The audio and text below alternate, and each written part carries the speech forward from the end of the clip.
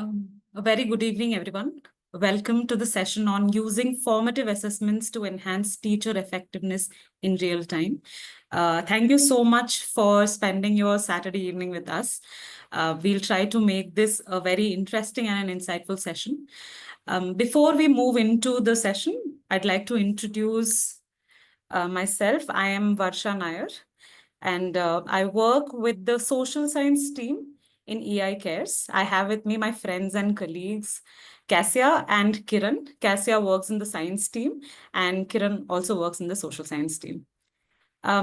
Let's quickly dive into today's session. What we will look at first is how we understand formative assessments, what are formative assessments, and how and why they really matter to us. We'll also look at UBD, which is understanding by design framework. It's a very important principle to understand how we can know which are the important topics to be tested and taught in classrooms.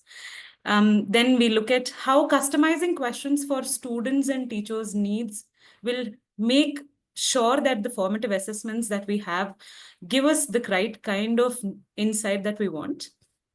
Then we'll also see how data-informed decision-making can happen with the right kind of questions. We'll close with a short Q&A session. A few guidelines to keep in mind during the session is that I hope you all stay well connected through the entire webinar. Whatever queries or questions you have for us, please feel free to share it in the Q&A chat. We'll take the questions up either during the session or at the end during the Q&A session.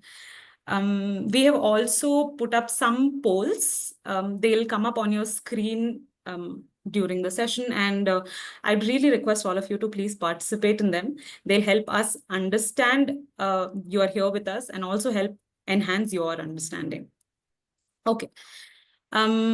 So like I said, we'll be looking at what formative assessments are, and I'd like to invite Cassia to take us through this section. Thank you, Varsha. So before we get into what are formative assessments, let's try to understand what is assessment. What is the first thing that comes to your head when you think of the word assessment? For most of us, it's tests, exams, quizzes, and these are some of the normal traditional things that we do to test our students. But let's take a literal look at what the word assessment means. It means to look at evidence and to make a judgment based on this evidence. A lot of the things that we do in our classrooms are assessments. You read the chapter out loud, you look up, you look at the faces of your students to gauge whether they're staring blankly at you or whether they're nodding and understanding what happens. So what is formative assessment? Formative assessment is using these evidences to direct the learning process. Assessment should be for learning and not off learning. Instead of testing only to measure what we know, we can move towards assessments which test to support and improve learning.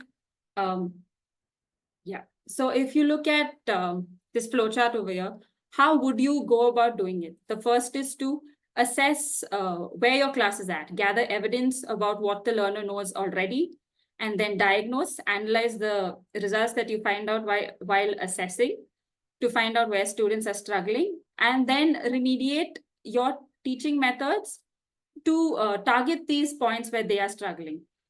Why is a formative assessment helpful? It is an ongoing process that happens during instruction. We do not have to wait till the end of term to realize, oh, they did not understand this concept. It is something that you can apply in the class in real time while you are teaching that chapter. It provides immediate feedback, so you can adjust your teaching and learning.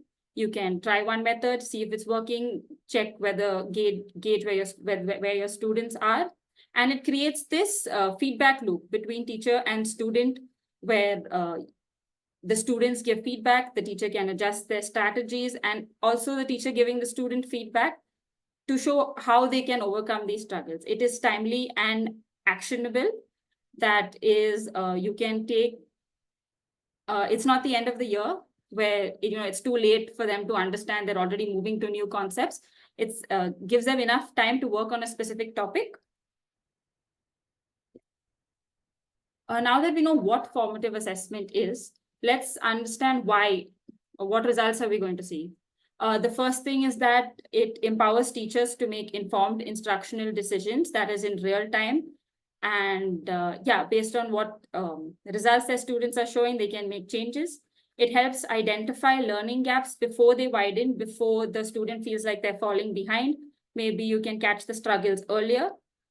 It engages students in their own learning process. The continuous feedback helps them improve their thinking, helps them take ownership of their own learning, and it creates a responsive classroom environments. There's always learning in it's always a learning process, and it focuses on growth more than a grading system. Yeah, now Varsha will take us through the UBD framework. So, like Cassia just mentioned, right, formative assessments are very important because unlike summative assessment, you keep getting feedback. The loop keeps happening. The loop is on, right? Where as teachers, you get a feedback on where my students are struggling, which means what is my job as teacher now to remediate it. The misconceptions that we find through such assessments should be remediated and should be put back to test again to see whether now the students are able to understand or not. Now, a very good method to know what should be taken up and what should be tested and what should be taught is the UBD framework. Can we move to the first slide? Yeah. So before we start with UBD framework is understanding by design. Before we go to it, we should first understand what establishing curricular priorities is and what is worth assessing in it, right? So curricular priorities tells you that when you're teaching a chapter or when you're taking a lesson, what should you prioritize? There must be a lot of concept in a chapter. You open a book, you see many topics to be completed, right? Is it all worth assessing? In fact, should your students take away all information given in the book with them through their lives? That is what curricular priorities are. It helps us understand what should exactly be assessed and what should exactly be taught. Can we move to the next slide? So Wiggins and McTighe has come up with this three concepts in which will help us establish the priorities. There are concepts in a chapter or in a lesson plan which will be worth being familiar with, right? They are there in the chapter for a reason. You are teaching it for a reason because they should be known to the students, but they are only secondary to what is important to know and do. So what is worth being familiar with is what a student should hear, read, research upon, and see, right? What is important to know and do are the knowledge-based things that we teach. It could be the facts, it could be the definitions, it could be the concept or the skill that the student should definitely have once you have taught this topic or the students have learned this topic, right? Another concept is that of enduring understanding. What does enduring understanding here means? Here it says, if you read out, it says finer grain choices, the enduring understanding that anchor the unit. It's the big ideas of the chapter. To put it very simply, these are those concepts that the student definitely need to take back home, not just for that day, but also for their life and for the next few years at least. Now, this could be something like a topic which you want the student to take away because it will be important for them to apply in their real life situations, or it will be important for them in the coming grades to understand a concept of a higher grade, right? We look at one example. So what is worth being familiar with? The value of pi up to 4 decimal places. It is definitely something the student should know. So it is worth being familiar with. But what is important for them to know in a chapter related to circles and sectors? Finding the area of a circle and sector. Will you say that that's not important for the student to know? it is definitely important for the student to know how to find area of a circle or a sector. But what is an enduring learning in this topic? Applying the two formula in contextual setting to find unknown, which means now that they know how to find circles and sector, whether they are able to apply it to different context, whether they'll be able to measure using the knowledge they have and apply it to real world problems or not, that becomes a concept of enduring learning, which means when you prioritize your chapter, you should think how important a concept is for my student. What is the takeaway for them from this chapter? How much should I, how much time should I spend? What question should I ask accordingly, right? You should make sure to not test on anything and everything. Our test should be focused on what is important and what is enduring understanding. Now, let's have a quick poll.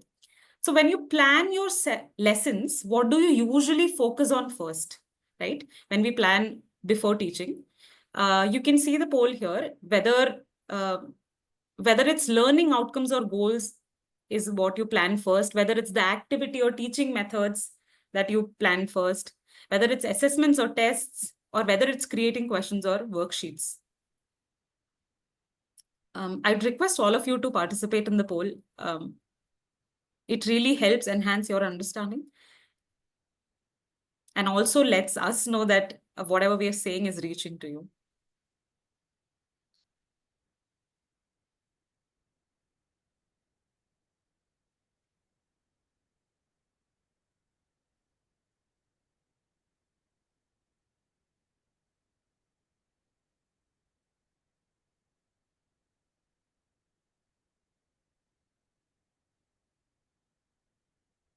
So what would be your first step when you plan your lessons?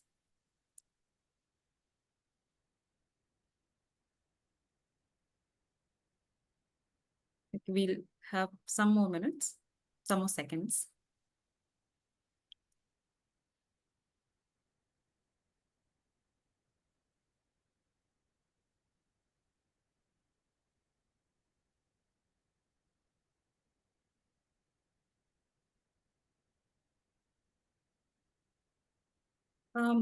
Okay.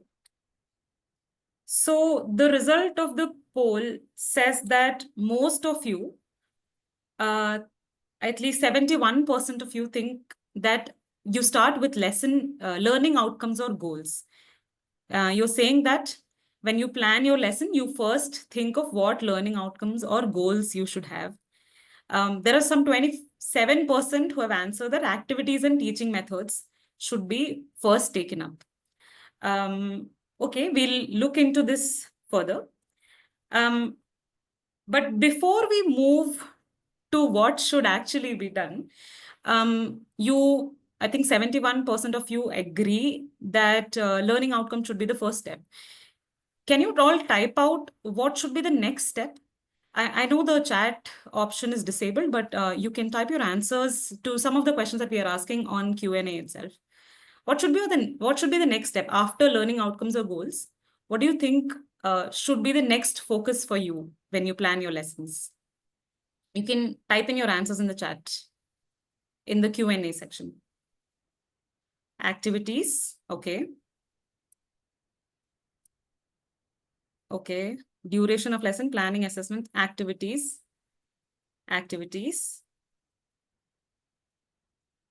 Creating questions and worksheets, okay. Assessments, activities.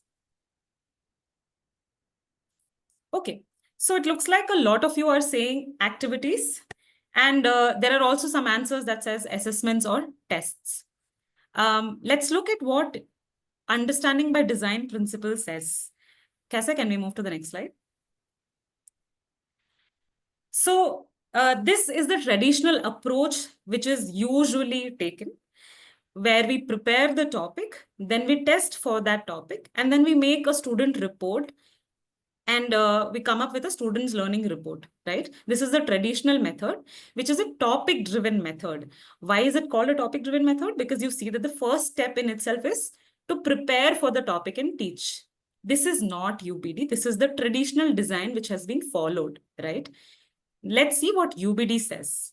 UBD says, which is the backward design approach, to do the opposite of what traditionally has been done, which is first we will identify desired result, then we'll determine acceptable evidence, then we'll plan learning experiences and instructions. Now, this is a learning approach, learning driven approach. Now, why is it a learning driven approach? Because identify desired results. What should be your result when you teach a classroom? Your result is the outcome. And what is the outcome? The learning outcome, right? So it's the UBD says, which is the backward designing process, which says that you should first be able to identify the desired result. Then it says determine acceptable evidence. Evidence for what? Evidence that the learning has happened, the result has been met. So you should be able to determine what will tell you whether the results are achieved or not. Now, what is the last step? Plan learning experiences and instructions, which is exactly the opposite of what we saw in the traditional approach. I also saw a lot of you answering that we'll first know what the learning outcome is, and then we design our the way we plan learning experiences and instructions, right? So backward design says something a little different. Let's look at it in detail. Yeah, so what this essentially means is that first step for you when you do the backward design, when you follow the backward design principle, is that you make a list of the learnings that should happen. And what are the learnings that should happen? They're the learning outcomes of that topic or that chapter. So first of all, you list out all the learning outcomes. Then it says, create the assessments for the learning and test. Now, this is a little tricky when it sounds like create the assessment. It does not mean that you should create the question paper in advance and then only teach what you're going to ask in the exam, right? It says to design an assessment in a way that you know what you want to achieve is being achieved. So your questions or your assessments should focus on the learning outcomes. How will you know whether the student has achieved the learning outcome? Should be your question's focus. Then for your student to answer the questions, or for your students to be able to prove to you that they have achieved the learning outcome, they should listen to you, right? They should be able to follow your instructions in classroom, which means now you will prepare your material to impart the learnings in such a way that they're able to answer the questions which will tell you that the LO has been achieved. So that is the idea of backward design. Can we move to the next slide? Let's take the very simple example of photosynthesis here. Now, what happens? First step, we have decided that we are first going to look at what should be the learnings that should happen at the end, right? That is our first step. We are saying if I am teaching photosynthesis in my class, my students will definitely be able to understand that plants make their own food using sunlight, water, and carbon dioxide. Basic minimum requirement for you to teach this is for them to know this, right? If the student is not able to do this, then the topic has not taken well by the student. They have not understood it.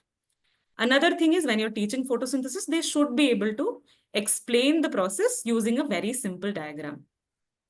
Now, you have come up with this learning outcomes. How do you know whether the students know what the process of photosynthesis is? Because your learning outcome says will be able to. But are they able to? How do you know whether they are able to or not? If you ask the right question. That is the meaning of creating assessments. Again, it does not mean creating question paper in advance. It only means that you will think of the essential part that you will be testing them on. So if you saw the last LO was on, the student will be able to, thank you, Kasa, student will be able to explain the process of photosynthesis using a simple diagram, right? How will you know whether the student is able to draw a diagram? Only if you ask the student to draw a diagram.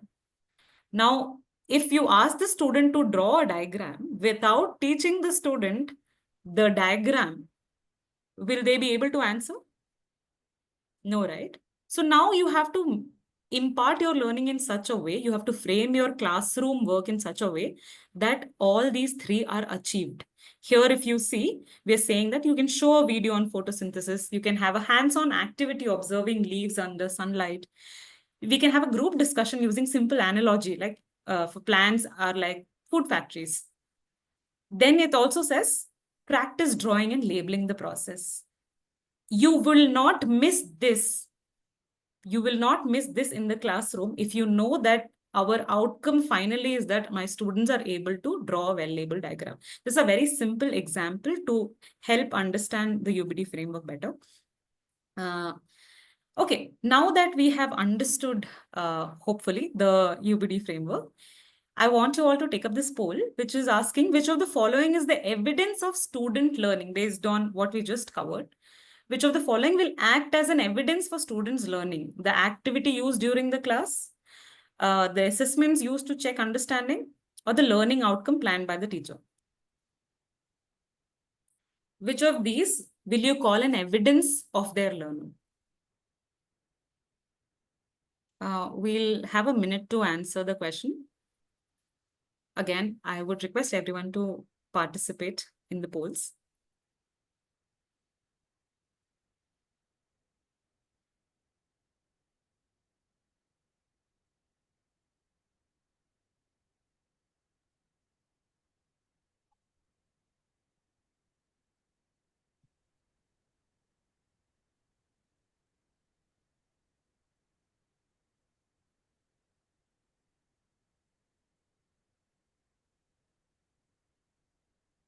Okay, I'm seeing good response and I'm seeing mixed responses.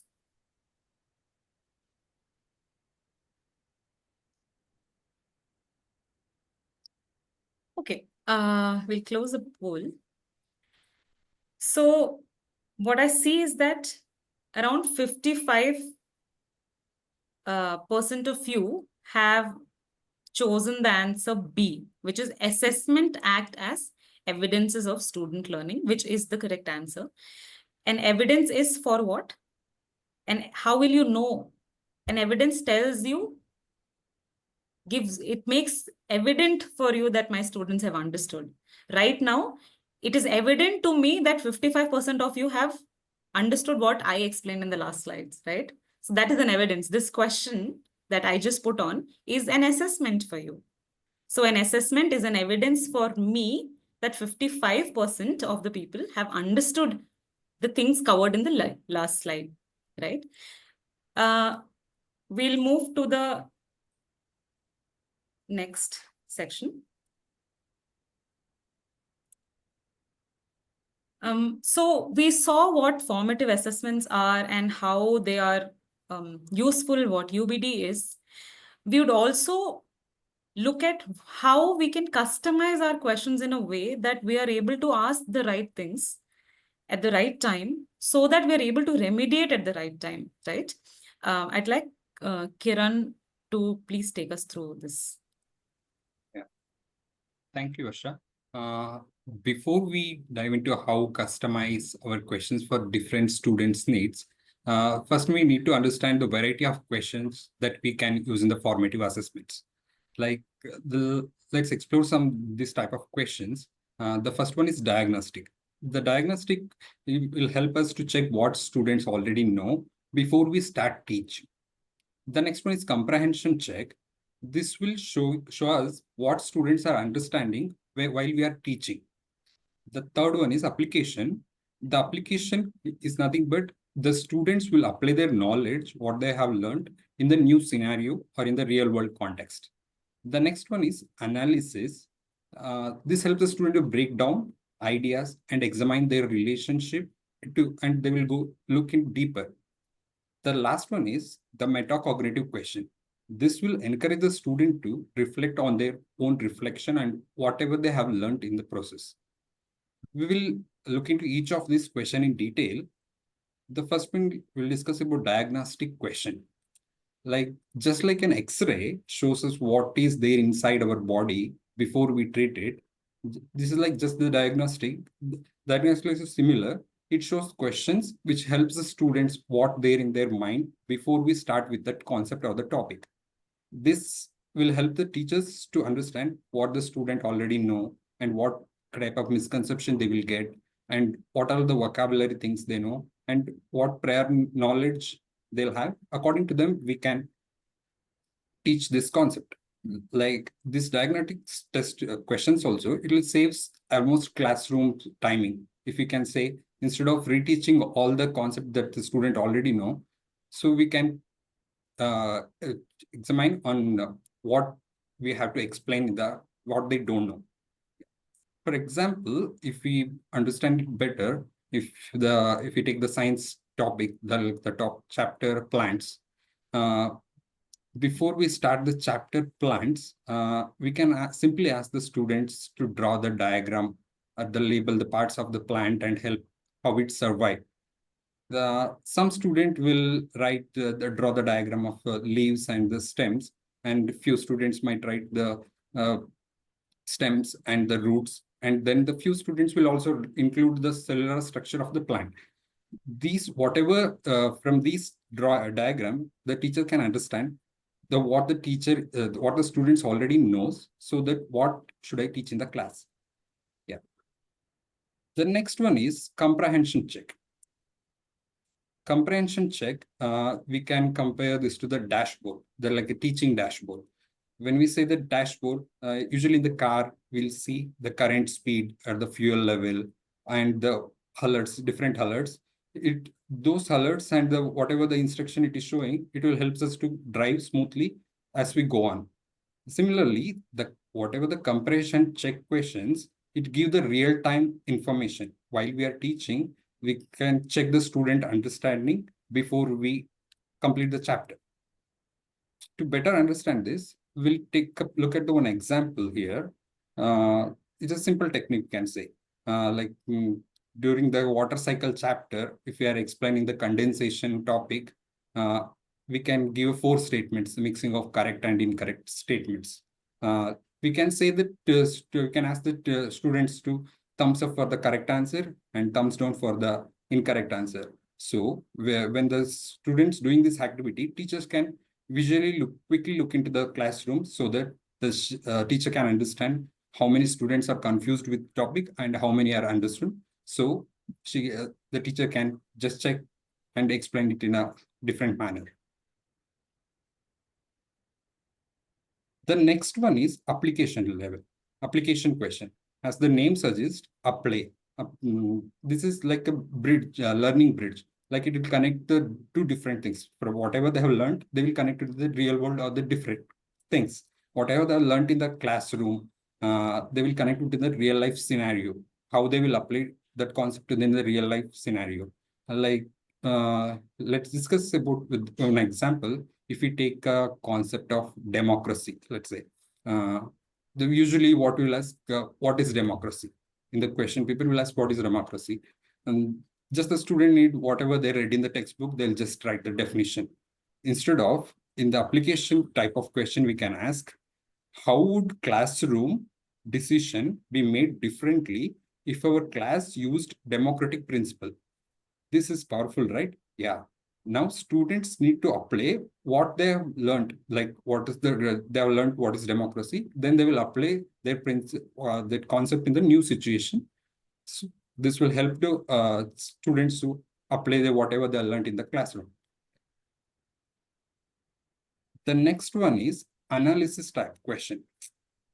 We can say analysis, we can compare it to the magnifier, like what magnifier actually do. Like it zooms the tiny details of the anything and highlights the pattern. That's exactly what these analysis questions also do for thinking. Well, whatever the students are thinking, it helps the students to go behind the surface, not like just like what happened, or instead of they'll ask, but why it happened, how it is connected to something else, what makes it different from other, or why it is similar. this type of question help them to look into different time. For example, if you look at the photosynthesis example, we already look at this photosynthesis example. We usually ask what is photosynthesis. If we make this as an analyzing question, we can ask that question as, how is photosynthesis in plants similar to how humans get energy from food? The student will analyze both the things, and then they will conclude their answers.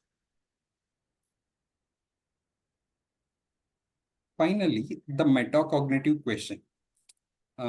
This serves as a learning mirror. I like to call this as a learning mirror because the mirror we see our reflections every day. We see our reflection in the mirror.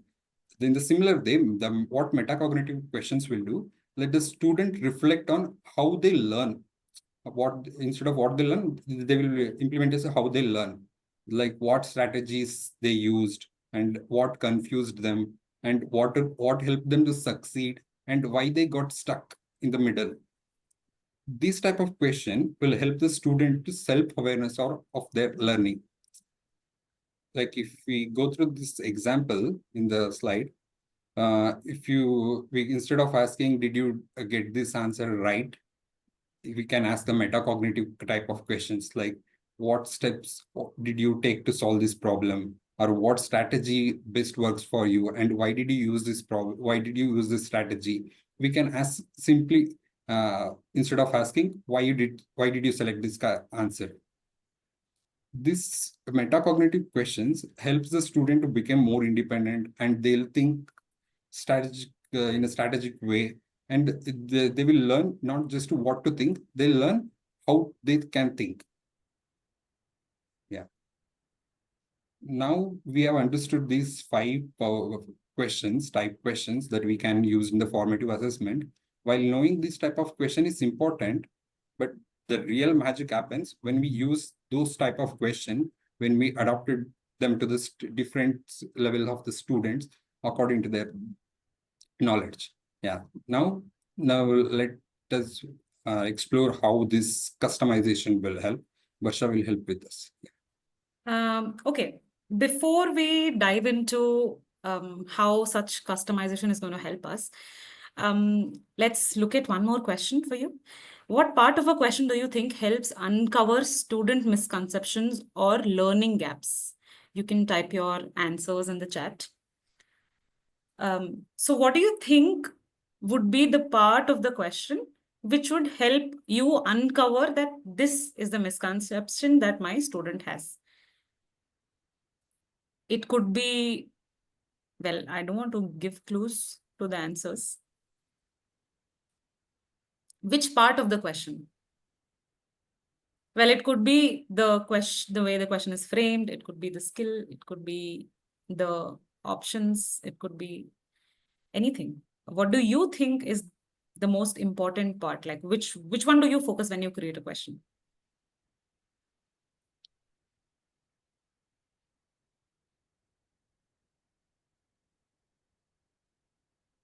Okay. You're saying analysis type of question will tell you what misconception they have. Okay. Options, I'm getting as response. Diagnostic questions would help, yes. Comprehension type of questions, yes. Reasoning, analytical question, open-ended prompts and explain, justify questions, yes, definitely. Analysis, MCQs, yes. What, how part, or open-ended questions, reasoning-based questions, yes. A lot of application reasoning-based questions I'm getting as answered. Metacognitive questions. You're all correct, because why I'm saying you're all correct is the way we frame the question will help us know what misconception the student has. Now, you could choose to frame an MCQ with very close distractors, which catches another misconception, right? That could help. You could frame a why question. You could ask them a why question and let them give the reasoning for, like a lot of you have said. You could also ask an application-based question, which again, I have gotten a lot of response saying application question, since it's a new concept, you definitely know whether they're applying their knowledge correctly or not. So you're all right. The way we frame the question really helps us uncover the misconceptions or the learning gaps. Can we move to the next slide? Okay, yes, yeah. So we've heard about the way we can customize different types of assessments. We can also customize the questions to reach the specific learning objectives that we have, to make learning more effective for our students according to the diverse needs that we have. So there are different types of ways. First is to differentiate complexity using Bloom's taxonomy, then address cultural and linguistic diversity, and the next is to target specific misconceptions revealed by data. So in this slide, we can see that we know that Bloom's taxonomy, they classify learning objectives from a lower order to a higher order thinking skills. So educators can design questions based on the varying levels of difficulty of their class. So if you look at this first question, all these questions are testing a similar concept on diffusion and osmosis. This tests more of recall. You don't really need to have an understanding of the concept. You've read it, you can just recall facts and answer the question. Slightly higher order of thinking is understanding, where you have to first interpret the graph, you have to understand the concentration gradients, and which will diffuse faster. And you have to apply the conceptual understanding of diffusion. Even higher than that is an application question, where you're applying it to a new context. You're also applying what you know about hypertonic solutions and answering which of this will absorb more water. So in this way, the teacher can gauge where her students at, so that neither they're overwhelmed by a really difficult question or neither under challenged by something that's too simple for them. Another way is to address cultural and linguistic diversity. Varsha? Yeah, so one very important tool or one very powerful tool that every teacher holds is the knowledge of their own students. They know their students well, and formative assessments are assessments where we can use that power in a way to gauge the student understanding by providing them with very relevant and relatable context. So if a teacher in a South Indian state has to ask about a question on have to ask about nutritional value of food, the moment you put something like a dish, idli and sambar, it's very likely the students of her classroom might be able to answer this question because they know the components of idli and sambar, because it's relatable to them. Unlike for somebody who stays in a northern part of India, where it might not be very common, and not all students of the classroom may be able to answer this question, right? Another example that we see here is name the crop grown in your region. Now, whether the student has understood this question correctly and whether they are able to compare between their own region's crop and the crops of the northernmost regions in India, a teacher will be able to tell, because the teacher most likely knows that where the children are from. Most of the time the teachers themselves are from the region. So this will really help diagnose an application question in a way which makes it very relatable for the students, right? Another question here says, why do we mostly wear woolen clothes while people in Tamil Nadu mostly wear cotton clothes? What do we mean by we? So here the question depends on where they are, right? And it can be used wherever the teacher is from. So a question like this makes them think further, like something that you might have already taught. You might have taught how climate varies in different places, how clothes varies in different places. But at times we see that the students are not applying it to their own lives, right? The moment you ask this, the students might then be prompted into thinking, okay, I wear woolen clothes, but why do I wear woolen clothes? So that's a connection that they'll make when you ask the right kind of questions that will give you the right kind of insight into what the students know. Here's another example. I think there's some problem with Hindi here. So the question here says, you have heard of the idiom in Hindi, which is "nau do gyara hona." I'm not sure why the font is not proper, but if the idiom is in Hindi, "nau do gyara hona," the question then says, can you think of another English idiom which means the same, or can you create something similar, right? So in this case, what is happening is, if I ask this to a student in Kerala, unlikely that they would know what Nodogara is, right? Where I am, the topic here that I'm trying to make them understand is idioms. So it will be very easy for the teacher to apply this question to her classroom if the most of the students are Hindi speaking students. So customizing can be done in a way that cultural and linguistic diversity is being addressed, and it can be used to teachers' advantage very easily and very powerfully, because it will help you know the misconceptions, but also make the question more relatable. It gives them more thinking space, right? Kaisa? Yeah. And then another way we can customize questions is to target specific misconceptions, which it's either by the framing of the question stem or through distractors. Kiran? Kiran, I think you're on mute.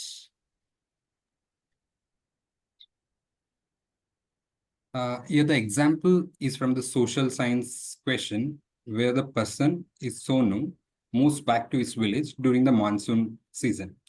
Like the question asks, why does he come to the village every monsoon season?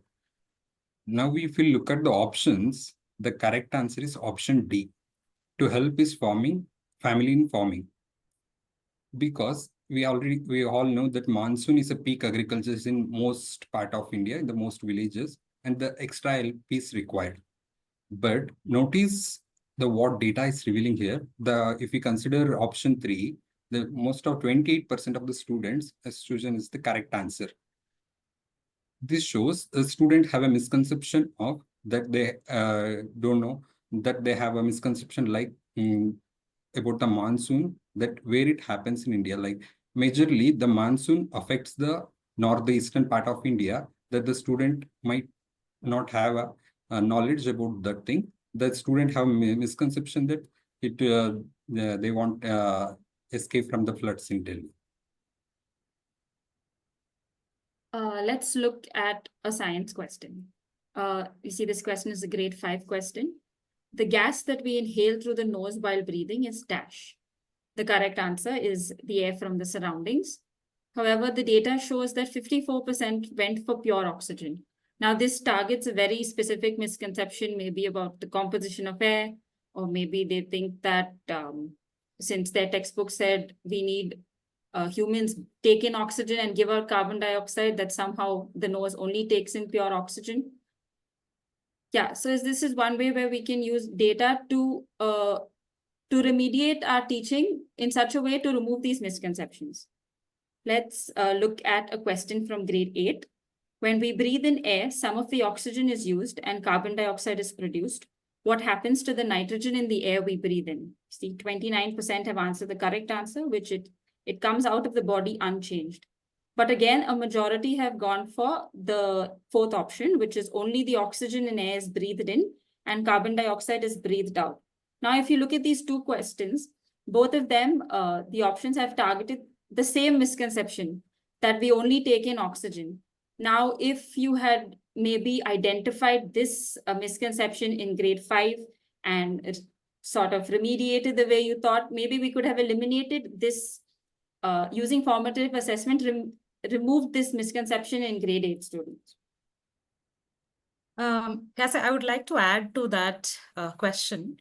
So, like Cassie rightly explained to us, if you look carefully, both the questions are testing exactly the same thing. But one is for grade 5 and one is for grade 8 due to the language used. But it is still testing the very same misconception. And we are seeing that the students have the same misconception. The misconception that was there in grade 5 remains in grade 8. So this data will really help us understand that how is such a small concept which we thought that the student understood, because when you ask the student, they will definitely say we breathe in oxygen and breathe out carbon dioxide. But when you ask them in an unfamiliar context, or when you twist it a little bit, the students are not able to answer. Now, this data is very, very powerful, and it can be used to make our decisions on how to remediate or how to teach that topic to the class the next year, or how we can use that data to see whether we need more assessments, whether we need more questions, testing the same misconception again, right? Let's look at one very simple example. Here, the question says, what are the properties of a solid substance? And the answer is written here. What percentage of students do you think would have been able to answer this correctly? In grade 6, let's say, because properties of solid substance, right? I think it's covered in grade 6. So considering this a very straightforward, simple question, we would believe that a lot of students will be able to answer this correctly, because a properties of solid substance would be given. Maybe not the same points in answer, but they will still be able to come up with the properties of a solid substance. Now look at another question here. Now this is a poll for you. Here you can see which of the following closed bottle definitely contains a solid substance. What percentage of students do you think in grade 8 would have answered? Because now the topic is the same, right? It is about properties of solid substance. Now we are asking this question to grade 8 student. How many students do you think would have answered this correctly?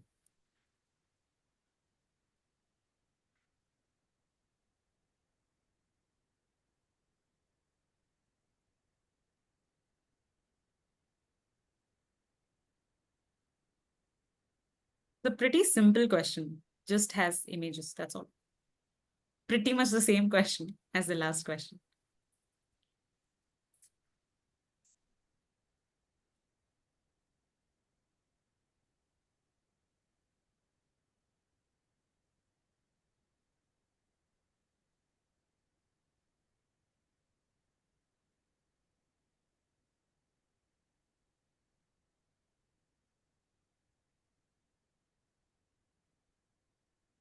Okay, I think we can end the poll.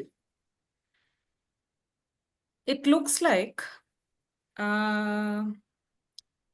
okay, so 30% of you have said that 80% of students would have been able to answer this correctly. I also thought the same, because it's pretty simple, right? Straightforward. 62% of you, sorry, 46% of you think that 62 is the correct answer number, and 16% think that only 48% of the students would have answered, and 8% of you think that grade 8 student can't answer this question. Not many, right? 20% only. Let's look let's look at what actually happened when we asked this question to grade 8 and grade 6 students. So we found out that, again, all those who chose 48%, you were right. 48% of class 8 student identified B as the correct answer. What does this tell us? It says 48 sounds pretty good, right? It's a decent number. But if you think about it, 52%, which is more than half of the classroom, could not answer this question correctly in grade 8 when properties of solid substance was already covered in grade 6. Now, this is a very powerful, I'm using the word powerful because I personally feel that this is very powerful for us to understand how our students are thinking. This shows that not only that they were not able to answer this, it shows a misconception because they have chosen another answer as correct answer. They have chosen 41% in class 6 and 35% in class 8 have chosen D as the correct answer.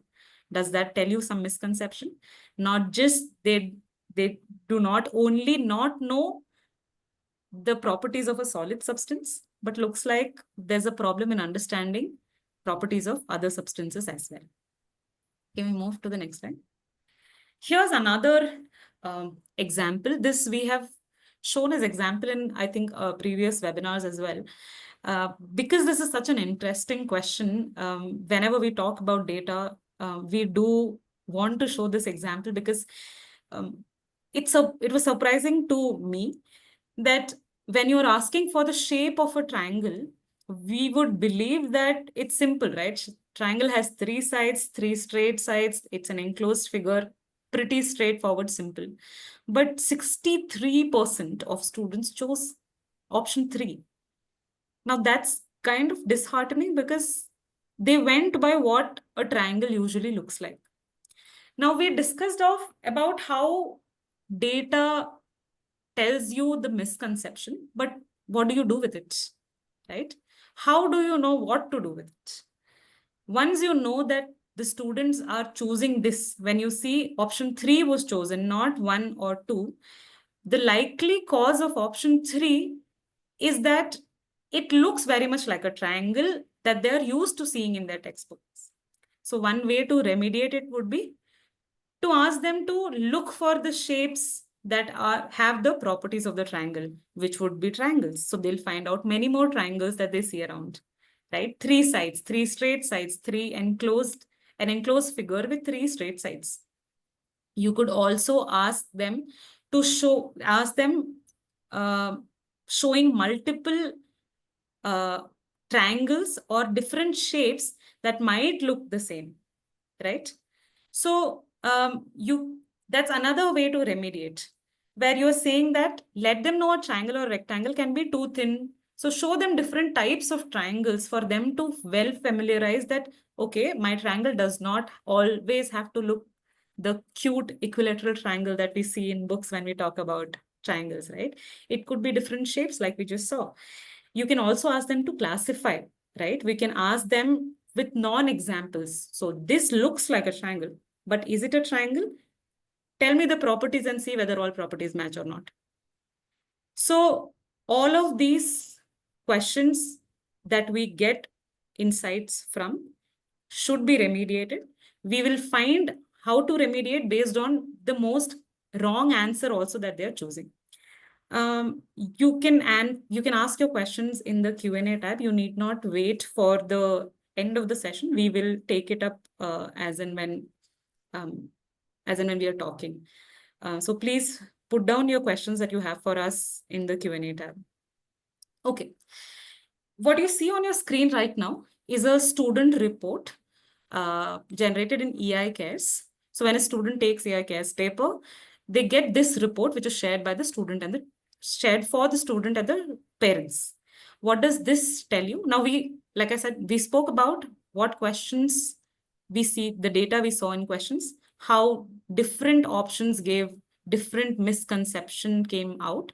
Now here, this tells you in an overall paper how your students have performed. Now, this data is also very important and can be used to make the right decision. Here it says the student has an overall score of 6.5 out of 10.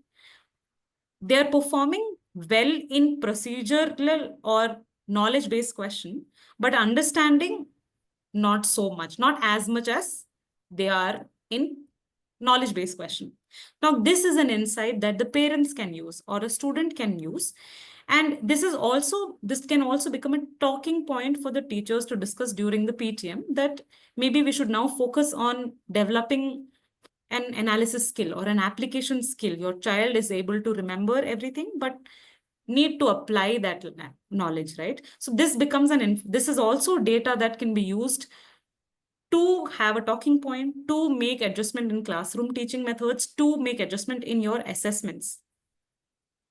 This is a teacher report for a EIKS paper. What does the teacher see? The teacher see, so it's called a CRO chart report, which is critical, recommended, and optional based on the priority levels. So we are telling that once an assessment has happened, we found out that there are 7 critical questions. Now, critical questions, not because the questions are important to be tested, because those are critical concepts. These are critical questions because that class or that section has not performed well in these particular question. It's not applicable for different schools. It might change. It wouldn't be the same questions. So these critical questions are those which we suggest that they definitely need to be remediated. There are some misconceptions lying there. They have come out very clearly because most students in the classroom have gone wrong with these questions. The second level is of recommended questions, where we are saying that these are also critical in a way because we can see that many of your students are still struggling to answer, even though some of them have gotten these questions correct. But we do recommend that you do take this up again and you revise on it, or a recap probably might work for you, right? And then there are optional questions which were not very well performed, but can be looked at again and remediated for.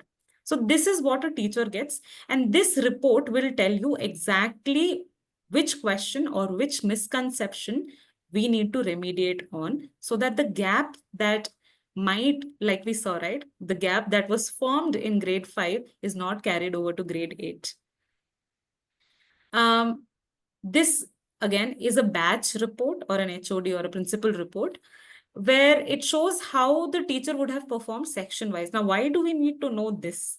Now, this can also be very interesting because if we look into this, we find that a section has particularly scored well in an understanding and application-based question, but has not done so much well in a procedural or knowledge-based question, right?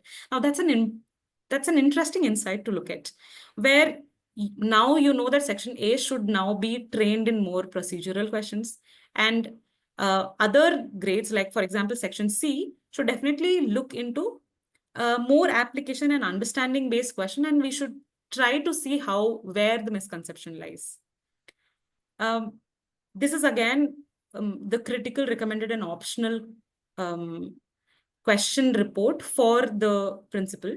Here also, if you see, now we might think that based on performance, the whole class is performing better or one section is better than other. But if you look at question level wise, then the data that we get is very interesting, and the remediation can be very well targeted. The decisions can be made in a way that you're targeting the right kind of questions, right?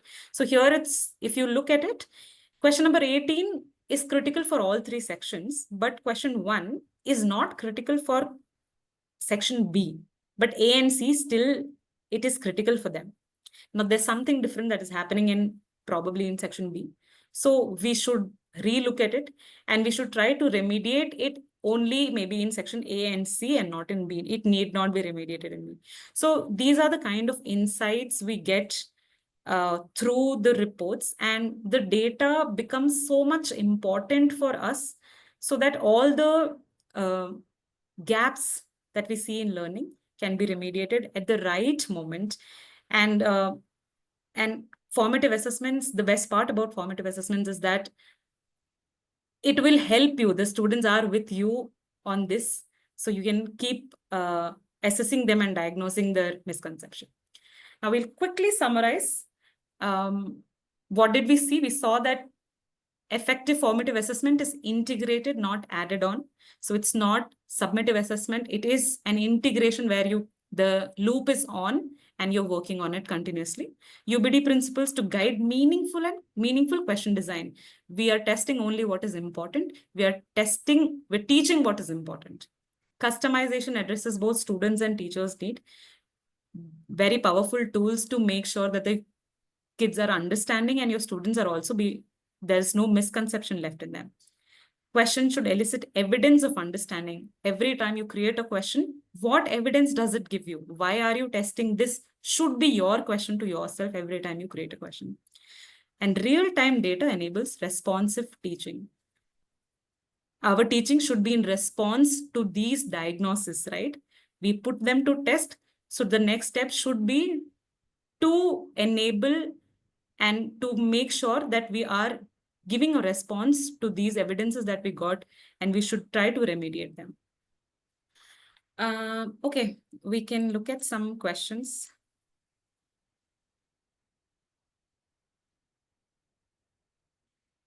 There's some suggestions of how the students can take turn to draw the triangles and ask them to classify. Yes, definitely, that's a very good method to, again, that's one way to remediate.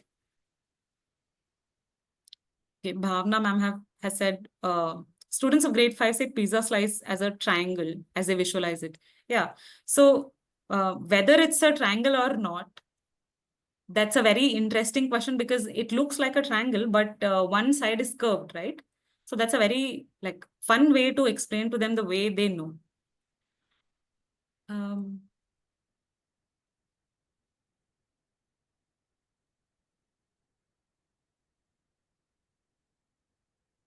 I don't see any other questions.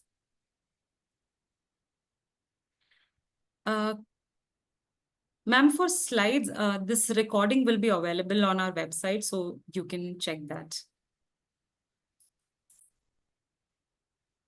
Kaisa, can we move to the next slide? There's a feedback form here. I'd request all of you to please fill in the feedback form. Let us know how you found the session how helpful you found the session to be. Let us know of what other sessions you want us to take up. And like I said, I'm very, very thankful that you all decided to spend your Saturday evening with us. Thank you so much for joining. I hope this was helpful to all of you. And I hope you will all apply the UBT principle and start designing backward if you were not already doing it. I got some comments in the Q&A box where some of you are actually using it. So please do. You can find the link to the feedback in the chat as well.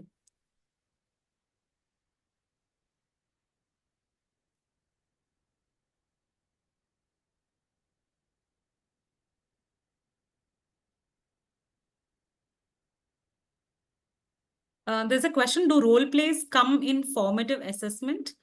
Ma'am, formative assessment these days is not just pen and paper. So yes, how you can assess the student understanding will come under formative assessment. You should definitely try role plays and more interesting methods of assessing whether your students have understood or not. These things really help remove the misconceptions.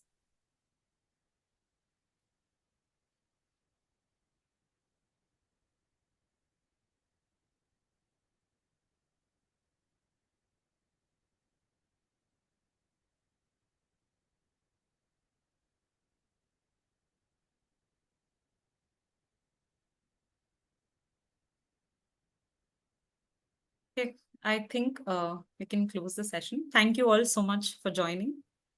Hope you have a wonderful Sunday.